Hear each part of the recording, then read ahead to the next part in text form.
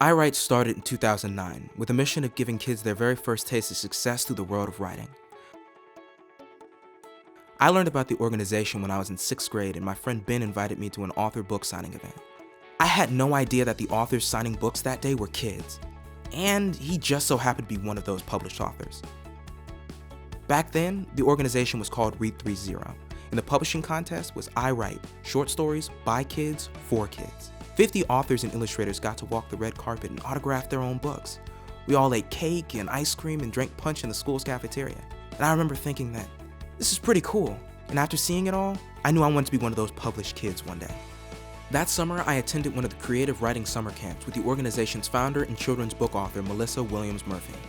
Come to find out, she started the organization so kids could feel what she felt the first time she saw one of her published books. She believes that the earlier a child experiences success, the more likely that child is to strive for additional successes to reach their potential. I think she's right. I wrote my very first short story called The Deadly Desert, which I later entered in the publishing contest. When I found out I had won, I invited my friend Ben to my book signing to get my autograph.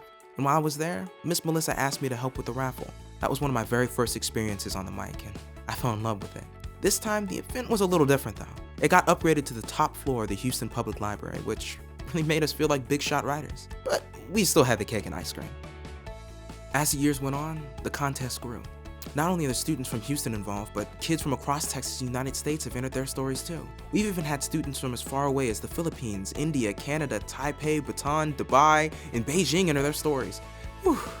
And now, lots of the published authors stay involved through writing workshops, summer camps, and even public speaking camp, where I got to be one of the guest instructors.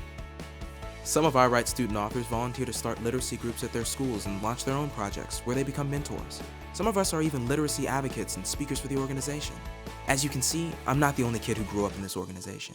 Many of the kids are now officers for the iWRITE Youth Club and have even interned at iWRITE.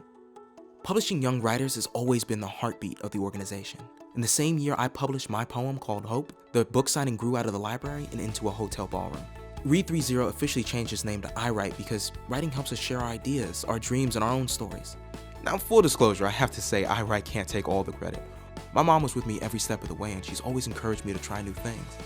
And I know not all kids have that kind of support, which is why organizations like iWRITE exist. It gives others the opportunity to volunteer and mentor so all kids can feel confident in trying new things. When some people think about literacy, they only think about reading. But iWRITE believes that literacy is so much more. It's being able to write and communicate, and that gives young people like me a better chance to succeed.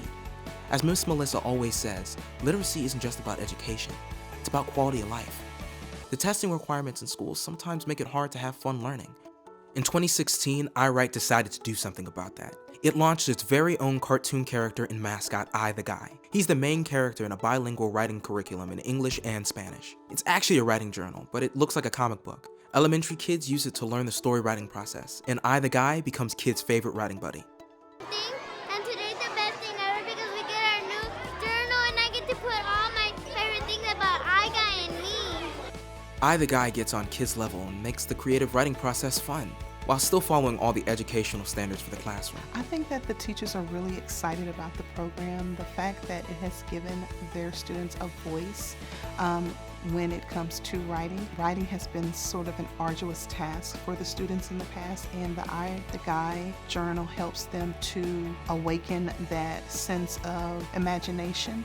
The I the Guy mascot sometimes surprises kids in the writing program with school visits, and the kids love to get to read their stories to I the Guy. It's not surprising to hear that kids who were never interested in writing are suddenly eager to write and share. The program is still growing. I the Guy is a part of school and after-school programs.